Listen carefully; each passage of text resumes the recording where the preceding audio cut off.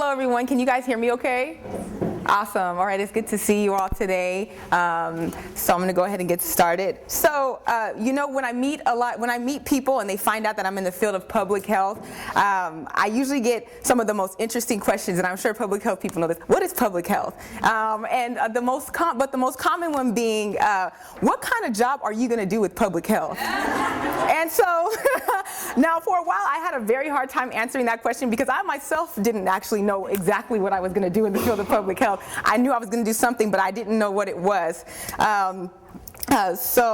However, after 5 years of being in the field, work, and going to school, I have a better understanding of what I'm going to be doing, and that's what I'm going to share with you today. So I'm going to give you a little bit of background. In 2011, I graduated from UC Berkeley. Go Bears! And I got my degree in interdisciplinary studies. And after graduating, I received a teaching position at Stonehurst Elementary in East Oakland. As a health educator, and my job was to actually build an enrichment program for the kids in after school. And I thought to myself, this is great. In undergrad, I did a lot of work with youth in the Bay Area. I had experience working with youth, and I thought it was a perfect connection. I had studied about obesity prevention, and I was really excited about adolescent obesity and things that I could do to help. So I thought it was fitting. I remember the amount of excitement I had. I was thrilled to share my passion for physical activity with my students, and I couldn't wait to start teaching. However, that excitement did not last too long, as I soon realized that my approach to increasing physical activity in the youth at Stonehurst was not as effective as I thought it would be. During our first few sessions, I decided I taught a series of, body weight exercises, different things that I had read in literature. I was like, oh, this will work. I'm going to try this. Lunges, squats, push-ups, all these different types of body weight exercises that I enjoy doing. And, when we did it, I had mixed responses from kids, but this was the normal thing I kind of got, okay? So it was like, let's go, let's do it, and I was excited, and everybody was just kind of like, okay. So after a month of lesson plans and kids not being engaged, I started to understand why. I had a hard time understanding why, but I soon, after a month, started to learn why. Although adolescent obesity was an issue at Stonehurst Elementary, I quickly understood that the issues that some of these kids dealt with were a lot deeper than just being physically active. Marche, one of my students, was actually came from a home where she experienced a lot of domestic violence. Samuel had a lot of siblings who were all involved in gangs, and he oftentimes got caught up in that as well. Carlos lived with his dad, and at times he would come to school hungry. And I quickly started to see that these kids needed a little bit more. And on top of that, physical activity was not being practiced a lot in the school. They had just pulled out all of the recesses, and so it wasn't taken as seriously as it should have been. So I with this understanding, I said, okay, I have to go back to the drawing board. I have to do something else because I'm here for a year. I want it to be effective, and I want us to have fun. So I went back to the drawing board, and I came back after pondering the endless possibilities. The following week I came back, and when physical activity came around, instead of going to the auditorium, we went to the courtyard. And I took my boombox, my music, and I got my kids, and I said, let's go to the courtyard. So I set up the music, and they're all like, what's going on? We're not doing those boring exercises anymore. They were all excited, like she has a boombox, she has music. And yeah, I had some music, and I set it up. I organized everybody. I said, okay, let's get organized. And I turned on the music, and I started teaching, and the kids fell in love. And I watched these kids take that dance and embrace it, and I started to see a change. I witnessed some of the quietest and some of the most troublesome students transform once the music came on. So people who were very quiet, who didn't say much, oh my goodness, when the music came on, they were Sasha Fierce. So this physical activity, something was going on here. It was an outlet, and it was a safe space for them to exercise and express themselves in an artistic manner. And through dance, many of the kids came out of their shells, and they displayed a confidence that I had hadn't seen in them before. And I'm going to go ahead and show you a little bit of something that we did at Stonehurst, some of my kids.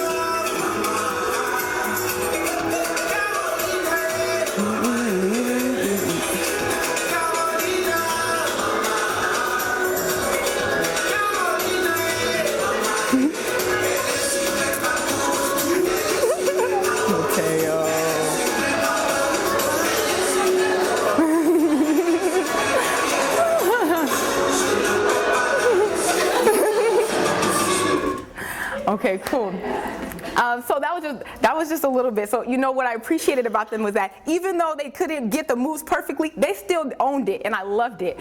So Mateo owned it, even though he wasn't doing it right. I thought he owned it. So seeing the success of dance in the school showed me that this could have a positive impact in the lives of people who actually participated in it.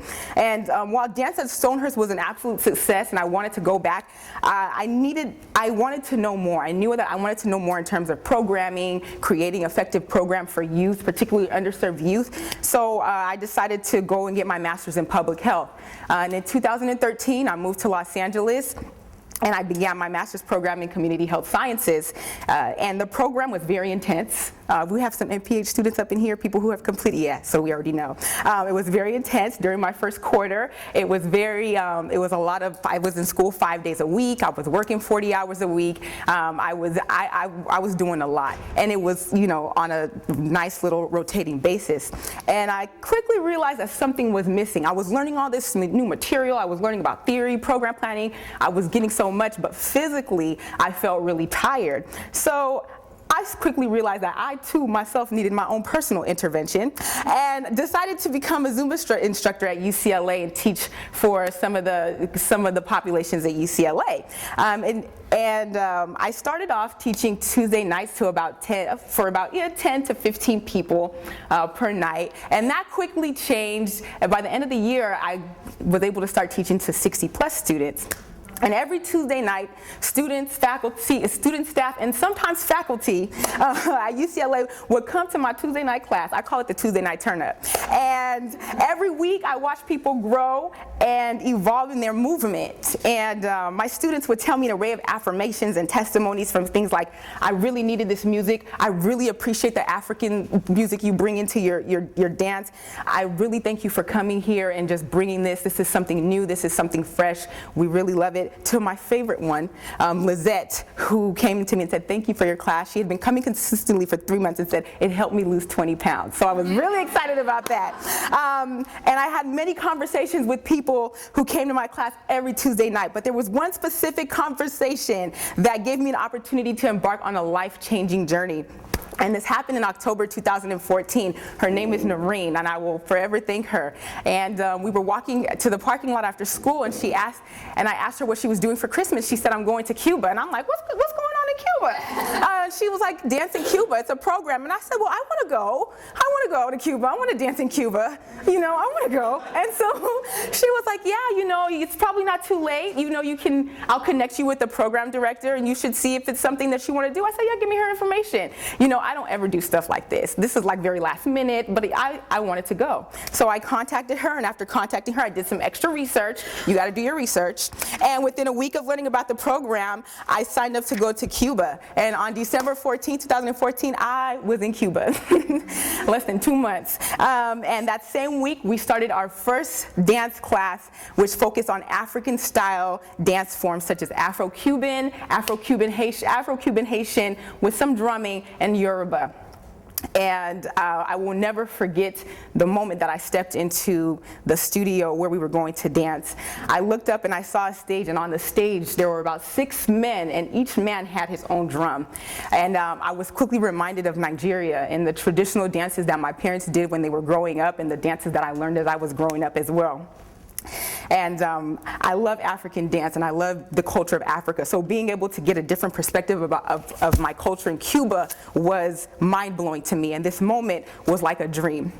the instructor, Isai, along with two of the other assistants, greeted us and we came on stage. Now at the beginning of each class, what would happen is Isai would give us a history or a background of the dance that we were doing, and it's really important to understand the history of what you're doing.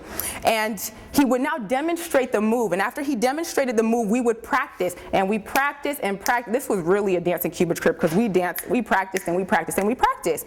And after we practiced, he would now bring in the drummers, and the drummers would now start drumming. And then we would join and we would do that dance, and we would do that dance. And so there was one particular dance that I remember. It was an Orisha dance of the Yoruba tribe from Nigeria, called Yemaya, the goddess of earth and water. And she moves with great power and great grace. And after telling us the history, Saeed demonstrated it, and now he told us, I want you to practice it. I said, okay. So me and the group of people that I was with, we started doing the move. We practiced, and after that, the drums came in. He said, okay, I want the drums. Bring the drums. So the drum sound. Has anybody heard African drumming before? I'm not good at it. I'm gonna try, but here, you know. So it was something like.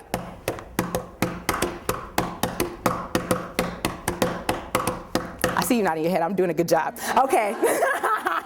And so as that started happening, Isai counts down 4, 3 in Spanish, mind you, and he says go. And as I start to dance, I start to tap my feet, and the more I start to dance, the harder the drums begin to go, the faster my body begins to move. My shoulders begin to bounce, my feet begin to move, and not begin to move, continue to move. And as we finish the dance, Isai says, keep going, keep going, keep going, keep going. So we're freestyling, and I'm moving my arms, I'm shaking my head, I'm exerting all this energy, and finally he takes his arm and he goes, bam, and everybody stops.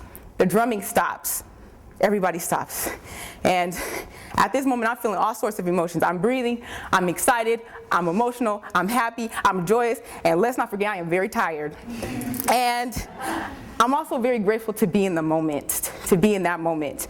And I'm gonna show you a little bit of this dance because I think it's a lot better when you can actually experience it for yourself.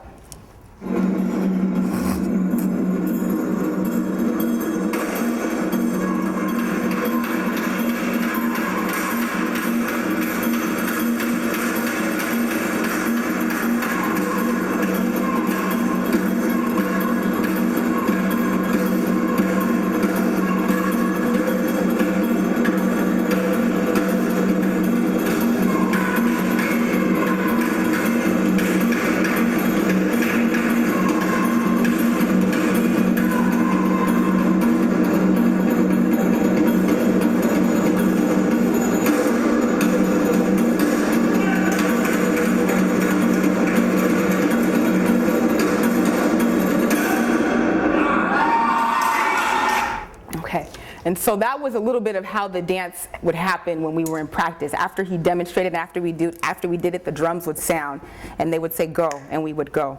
At the end of the trip, you know, towards the end of the trip, when we were done with Isai, because we were going to different groups, I approached him with a friend because, you know, he only spoke Spanish, and so I needed a translator. And I said, you know, Say, thank you so much. I really appreciated this. I learned so much. And Isai nodded his head and he said, you know, all of this came out of Nigeria. All of this came out of West Africa. And these dances, you know, they're more than just dances. This is something this is a culture here in Cuba. This Afro dance, this is a culture. This is something people use for healing. This is life for some people. And I was touched to be able to see components of where I come from in a place like Cuba. I had no idea. And I was grateful. And as my friend translated, I started crying. I was so upset with myself, like dang. And tears were flowing out of my eyes, and he said Nigeria, because he called me Nigeria, because when he found out I was from Nigeria, Nigeria, es bueno, es bueno. It's okay, it's okay. Don't cry in Spanish. He said, be happy, it's a good thing. And I was moved by how deeply connected this country was to the cultures of African dance. And it was this moment, it was this experience in Cuba that helped me to understand the power behind not only just cultural dances, but dances that came out of the African diaspora. You see, I grew up dancing, and as a woman of color, dance has always been a part of a type of empowerment and liberation for me, and it has played a role in my personal overall health and well-being. When I dance, I feel free, I feel liberated. You know, I don't have, my problems disappear. And most importantly, I nourish my body through the art of movement. And this is from all kinds of African diasporic dances, from dance hall to reggae, I know y'all know Bob Marley, to hip hop, to Afro Latin American grooves. And in all of my experiences, from Stonehurst, UCLA to Cuba, one thing was very common. There was a commonality there. And what I saw was that dance gave some type of power to the people who engaged in it, and it helped them overall health. Whether it was emotional, psychological, social, physical, somebody gained something health-wise from dance when they engaged in it. And I've come to understand that dance is just not an extracurricular activity, but it can also serve as an effective intervention, especially in the Black community and amongst African American youth, which is a population I'm very passionate about. In addition to increasing physical activity, dances of the African diaspora, they connect young people to their history and ancient traditions. And most importantly, it connects them with their self-identity, which is something that has impacted the health and well-being of a lot of Blacks here in America today and throughout the diaspora. And so in the beginning of my MPH, I had a hard time figuring out exactly what I wanted to do with this degree. And as I have advanced further in my work in education, things have definitely become a lot more clear for me, excuse me. And 5 years later, I understand that my work in the field of public health will focus on improving the health and well-being of young African American adolescents and other minorities through cultural dances of the African diaspora, one dance at a time. Thank you.